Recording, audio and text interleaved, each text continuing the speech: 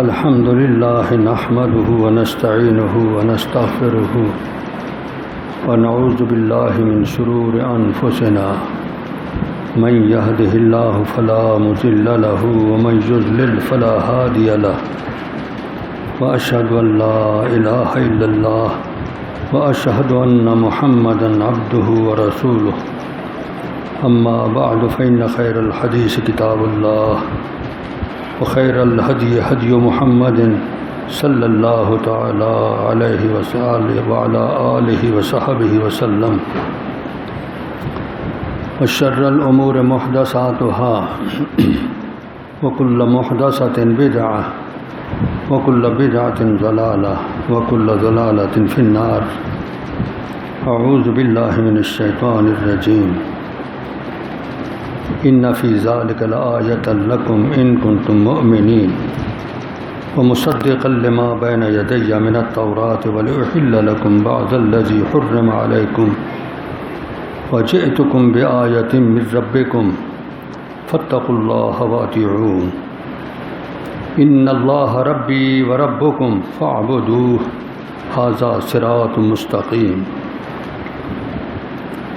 اللهم صل على محمد وعلى آل محمد كما صليت على إبراهيم وعلى آل إبراهيم إنك حميد مجيد.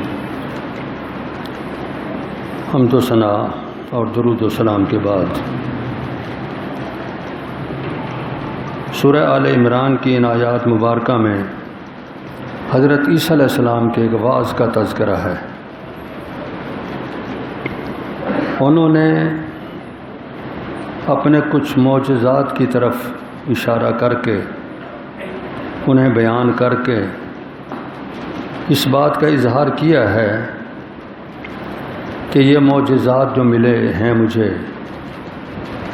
یہ اس اظہار کے لیے نہیں کہ میری عبادت کی جائے یا کسی انسان کی عبادت کی جائے جو اللہ کی طرف سے مقرر کردہ ہو یا کوئی اور مقرب انسان ہو، ایسے نہیں. یہ معجزات اور یہ اللہ کی طرف سے نشانات کس غرض کے لیے کسی نبی کو دیے جاتے ہیں، کسی اللہ کے برگزیدہ رسول کو دیے جاتے ہیں، اس کو سیدنا عیسیٰ علیہ السلام نے ان آیات میں واضح فرمایا ہے. دیکھیے اللہ رب کریم نے انسانوں کی طرف انسانوں کو ہی رسول بنایا اور نبی بنا کے بھیجا تاکہ وہ انسانوں کے مزاج کے مطابق ان کی رہنمائی کر سکیں. ایک انسان کی رہنمائی انسان ہی کر سکتا ہے. ملائکہ اور فرشتوں کو تو پتہ ہی نہیں کہ انسانوں کی ضروریات کیا ہیں،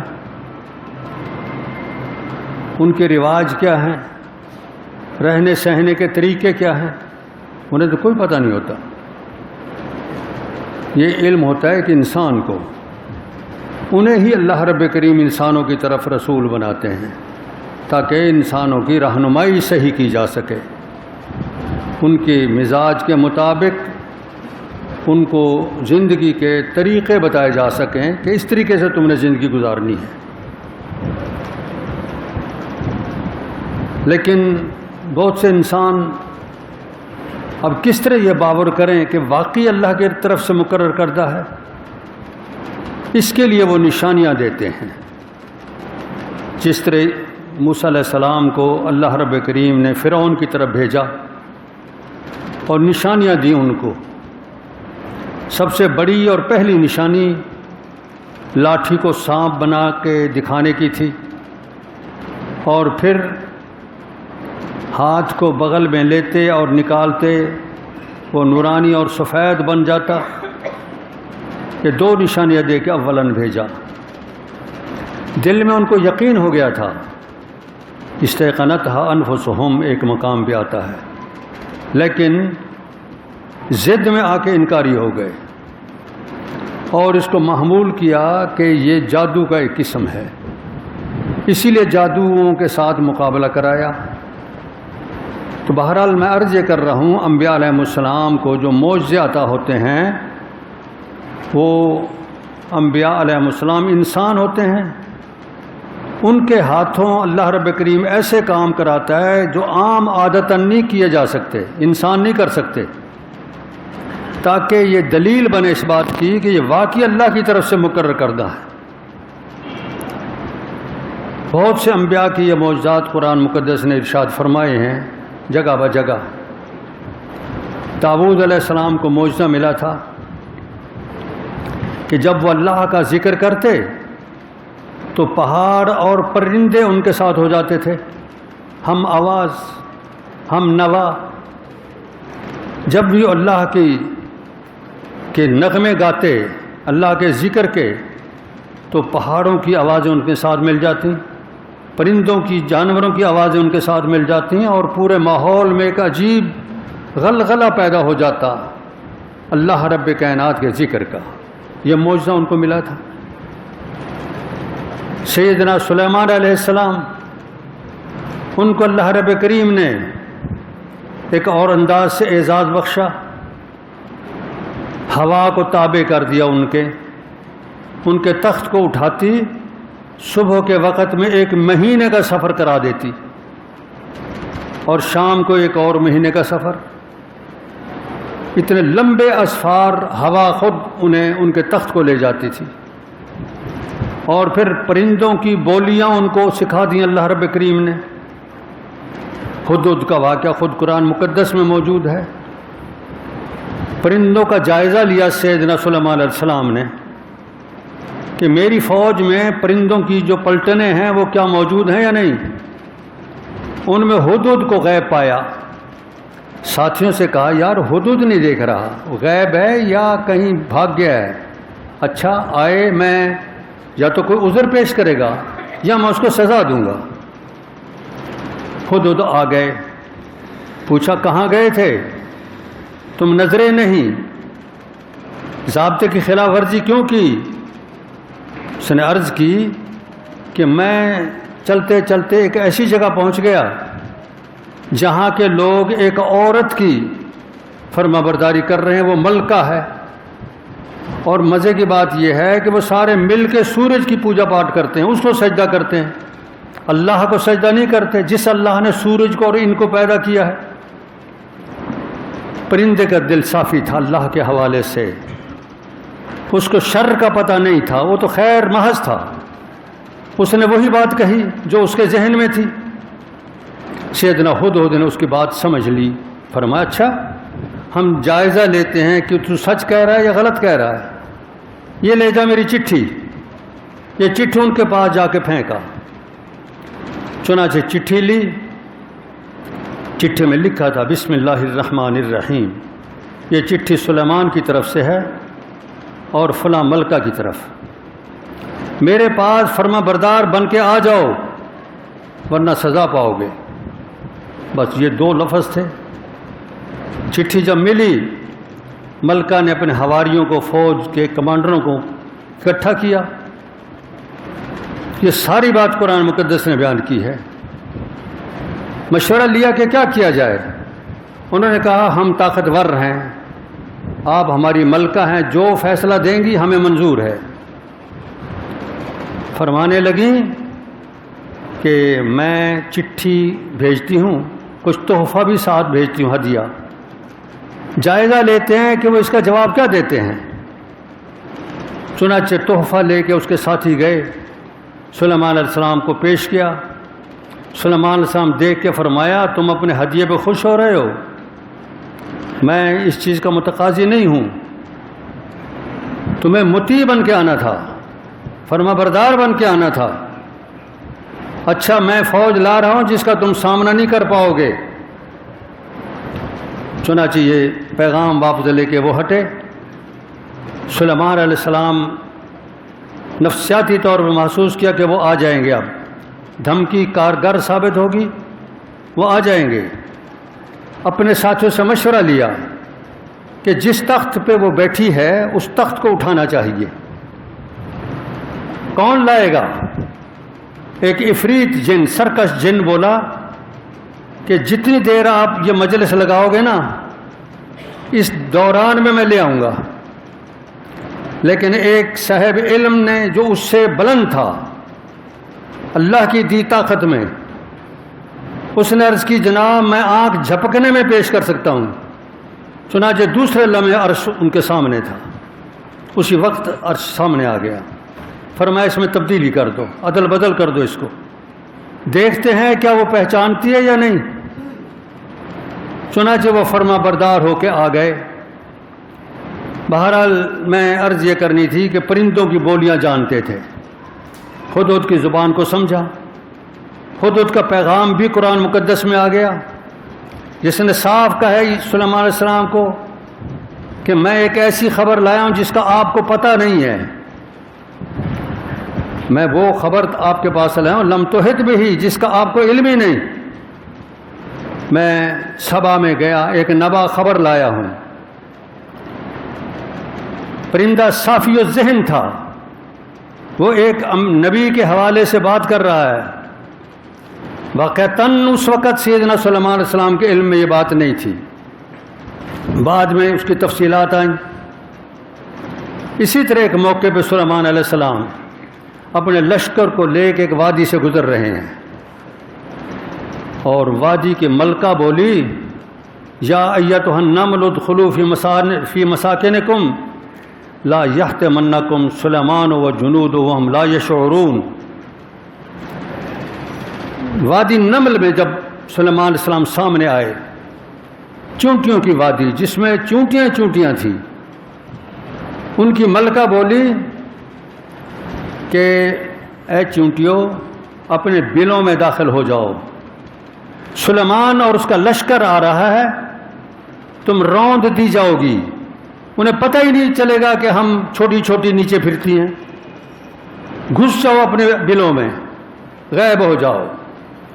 سلیمان علیہ السلام نے اس کی یہ بات سنی، فتبسم، مسکرائے اور اللہ کا شکر ادا کیا کہ اللہ تیرا شکر ہے مجھے یہ علم عطا کیے ہیں۔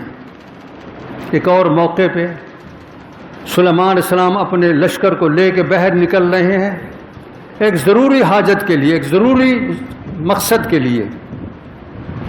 بارش نہیں ہو رہی تھی، اللہ سے دعا کرنے کے لیے کہ اللہ رب کریم بارش عطا کریں۔ چنانچہ باہر نکلتے ہیں، وہاں ایک چونٹی کو دیکھا، الٹی پڑی ہے، اوپر کو اپنے ہاتھ ٹانگیں کی ہوئی ہیں، اور وہ عرض کر رہی ہے انا خلق من خلقک لیس بنا غنی عن سقیاک۔ رسول پاک صلی اللہ علیہ وسلم نے اس کی بات کا ترجمہ عربی میں ہمیں بتایا کہ وہ کہہ رہی تھی اے اللہ ہم بھی تیری مخلوق ہیں، انا خلق من خلقک، ہم بھی تیری مخلوق ہیں، لیس بنا غنی عن سقیاک، ہم تیری بارش سے بے نیاز نہیں ہو سکتی، جس طرح تیری دوسری مخلوق کو پانی کی ضرورت ہے، ہم یہ چھوٹی سی مخلوق جو ہمیں بھی پانی کی ضرورت ہے۔ سیدنا سلیمان علیہ السلام نے اپنے لشکر کو فرمایا کہ ساتھیو ارجعوا، واپس چلو، انما سقیتم بدعوت غیرکم، ایک دوسری مخلوق کی دعا سے بارش آنے والی ہے اور تمہیں بارش مل گئی۔ چونٹی کی دعا قبول ہو چکی ہے، وہ سب کی سنتا ہے، چونٹیوں کی بھی سنتا ہے۔ سلیمان علیہ السلام نے ان کی بات کو سمجھا، سنا اور اپنے ساتھیوں کو بتایا۔ انما سقیتم بدعوت غیرکم، کس سے مانگ رہی تھی چونٹی؟ سلیمان علیہ السلام سے نہیں مانگا، اس وقت کے انسانوں کے لیے سب سے بڑے رسول وہی تھے، کسی ولی سے نہیں مانگا۔ مانگتی ہیں تو یا رب، اے رب میرے پالنے والے، انا خلق من خلقے کا واسطہ دیتی ہے کہ ہم بھی تیری مخلوق ہیں، لیسا بنا غنی عن سقیاک، تیری بارش سے ہم بے نیاز نہیں ہو سکتے، ہمیں بھی پانی کی ضرورت ہے، فاسقنا، ہمیں بارش دے۔ چنانچہ سلیمان علیہ السلام نے بتایا کہ اس کی دعا قبول ہو گئی ہے اور بارش آنے والی ہے، بارش ہوئی۔ ایک موقع پہ سید کائنات امام الانبیاء محمد الرسول اللہ صلی اللہ علیہ وسلم منبر پہ کھڑے خطبہ ارشاد فرما رہے تھے. بارش کی دعا کی بات آئی تو اس لیے عرض کرتا چلو.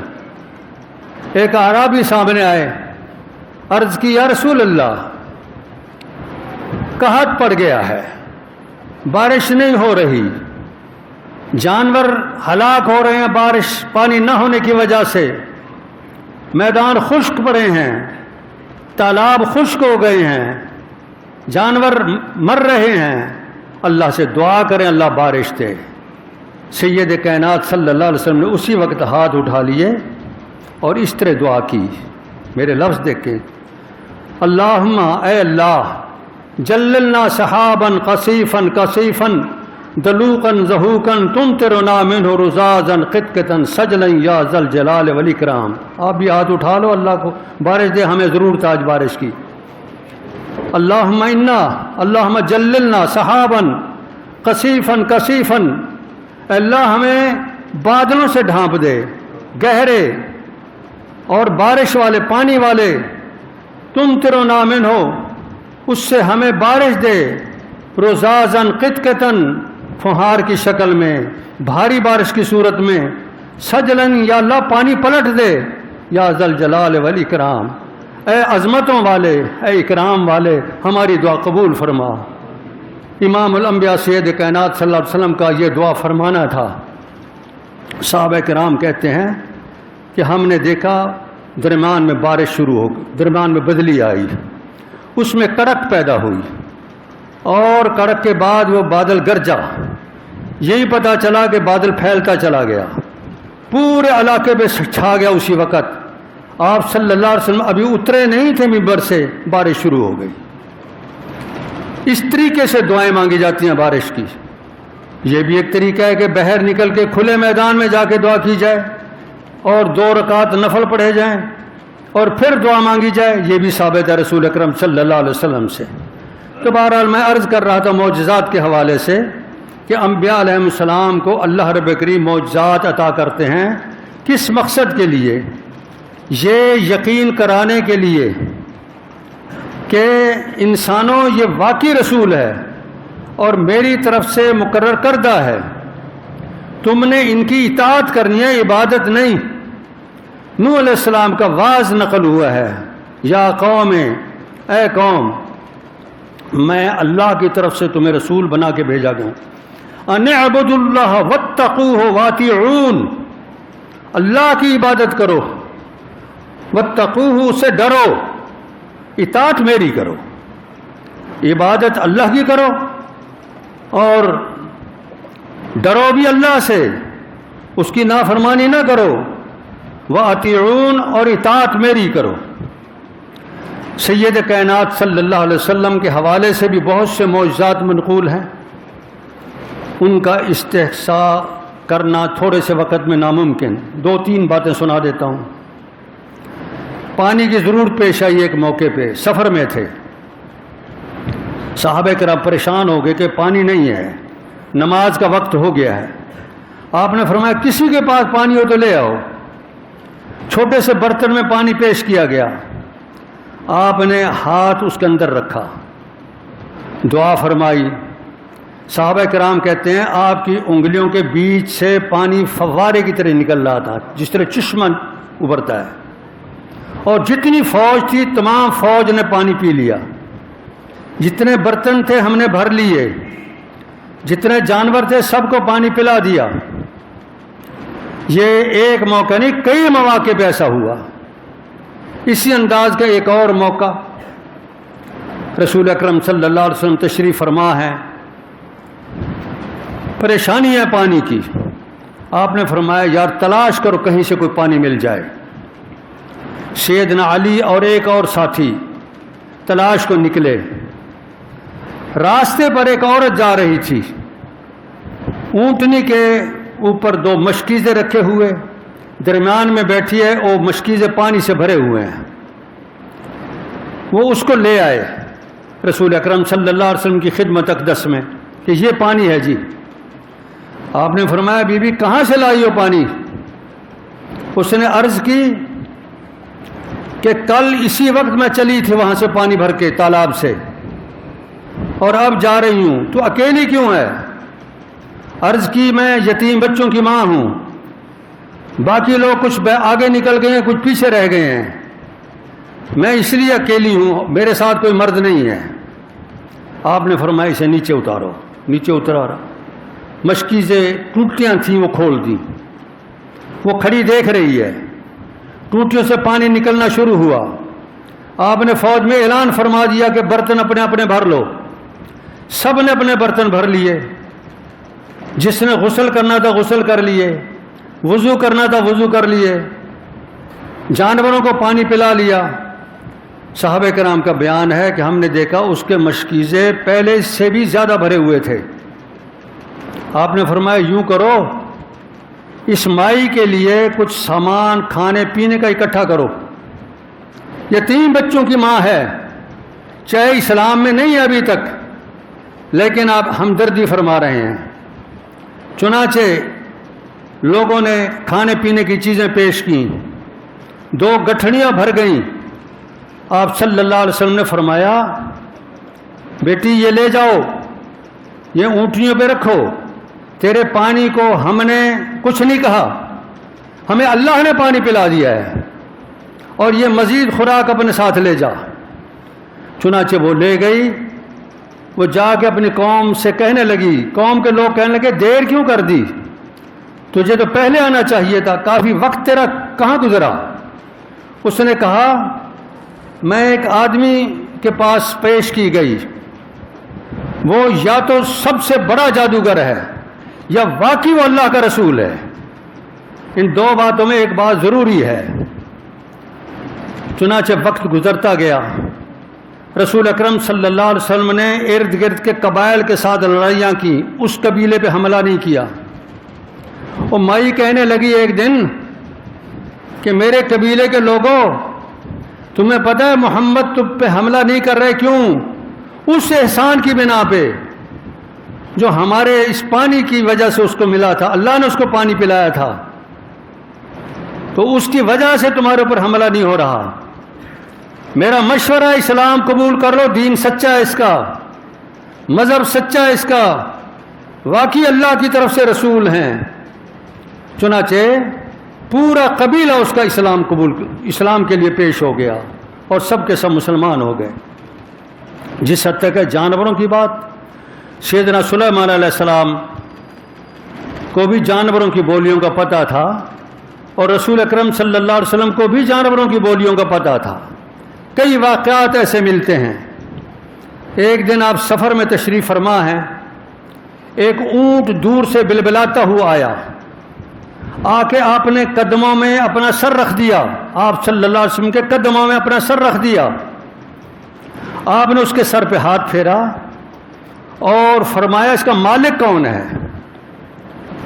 عرض کی گئی مالک فلانا ہے۔ آپ نے اس کو بلایا، فرمایا بھائی یہ تیرا اونٹ شکایت کر رہا ہے، یہ کہتا ہے کہ مجھے چارہ تھوڑا ملتا ہے، کام زیادہ لیتے ہیں، اسے چارہ خوراک پوری دیا کر اور کام بھی تھوڑا کر دے، زیادہ نہ لے کام۔ ان جانوروں کو احساس ہوتا ہے کہ میری طاقت سے زیادہ کام لے رہے ہیں۔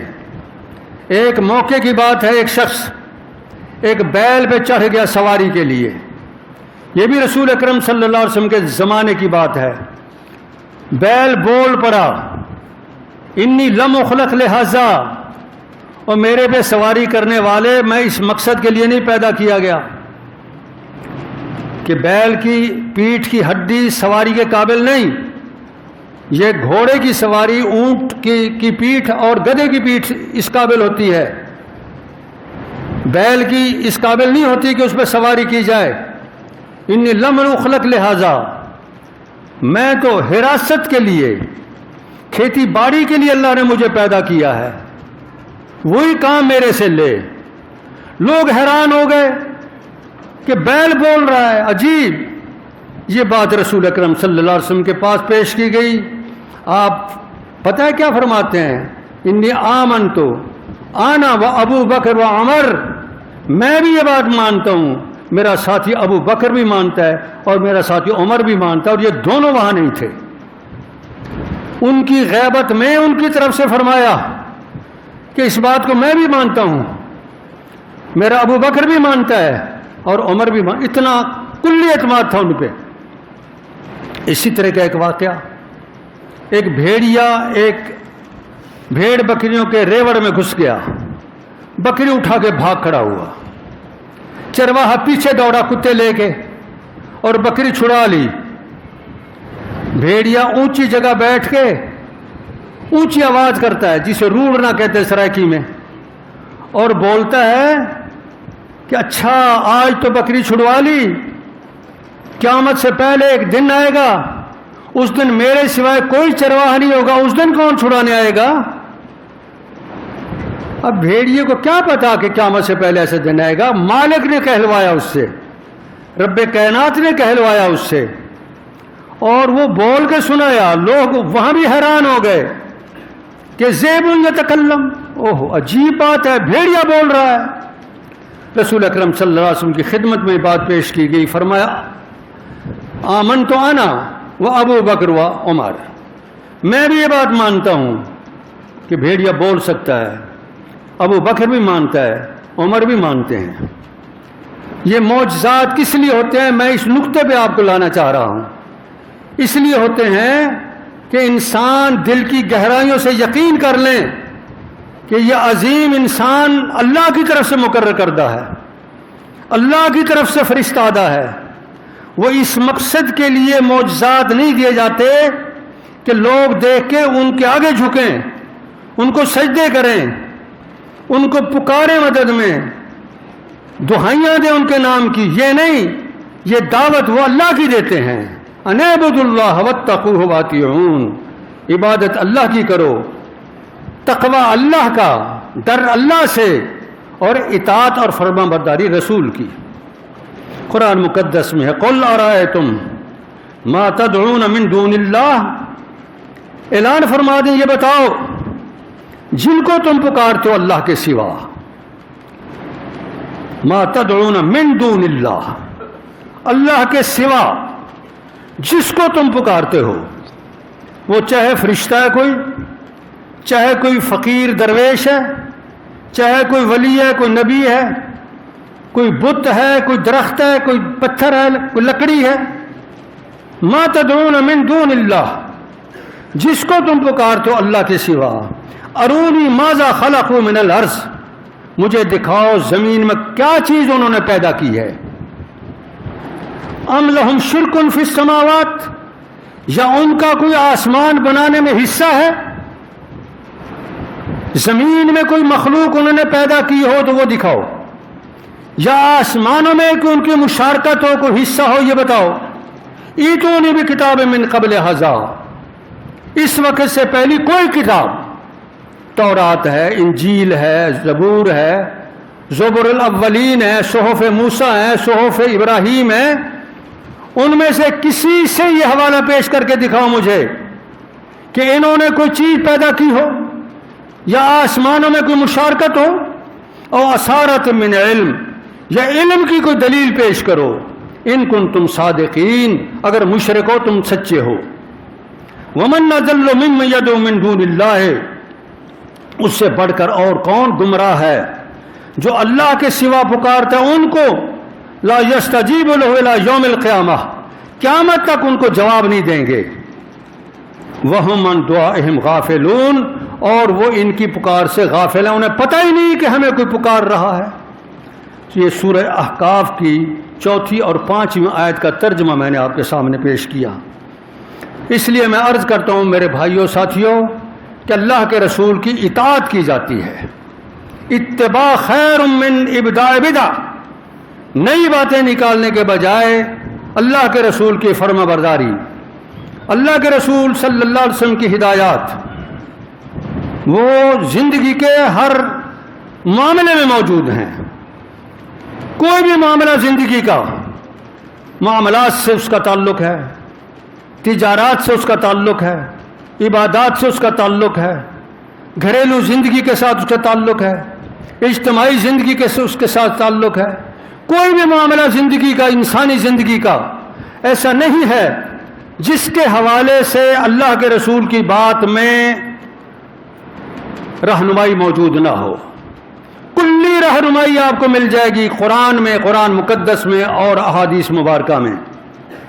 اس لیے فرمایا وما ارسلنا من رسول الا لیطاع باذن اللہ، ہم نے جتنے رسول مقرر کیے ہیں اس لیے کہ ان کی اطاعت کی جائے.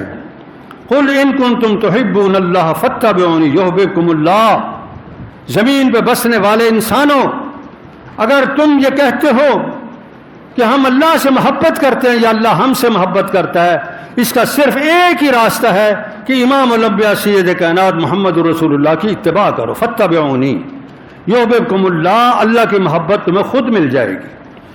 اللہ کے رسول کی اتباع میں، اللہ کے رسول کی فرما برداری میں اللہ کی محبت ہے، اور اللہ کے رسول کی صلی اللہ علیہ وسلم نافرمانی کی جائے گی تو اس پہ اللہ کی ناراضی آئے گی.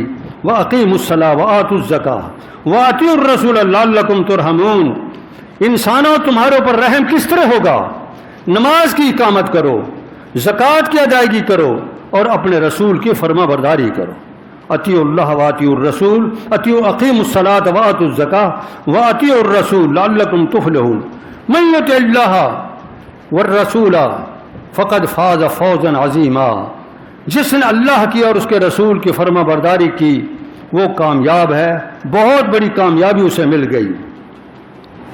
اللہ رب کریم سے دعا کریں اللہ کم الحاکمین ہمیں سیدھے راستے پہ چلنے کی توفیق عطا کرے.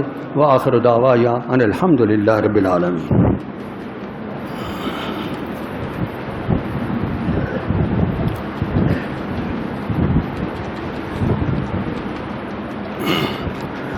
الحمد للہ نحمده ونستعینه ونستغفره ونعوذ باللہ من شرور انفسنا من يهده الله فلا مضل له ومن يضلل فلا هادي له واشهد ان لا اله الا الله واشهد ان محمدا عبده ورسوله. اما بعد فان خير الحديث كتاب الله وخير الهدي هدي محمد صلی اللہ تعالی علیہ وعلى آلہ وصحبہ وسلم. وشر الامور محدثاتها وكل محدثة بدعة وكل بدعة ضلالة وكل ضلالة في النار. اعوذ باللہ من الشیطان الرجیم. ان اللہ وملائکتہ یصلون علی النبی یا ایہا الذین آمنوا صلوا علیہ وسلموا تسلیما. اللہم صل علی محمد وعلی آل محمد کما صلیت علی ابراہیم وعلی آل ابراہیم انک حمید مجید. اللہم بارک علی محمد وعلی آل محمد کما بارکت علی ابراہیم وعلی آل ابراہیم انک حمید مجید.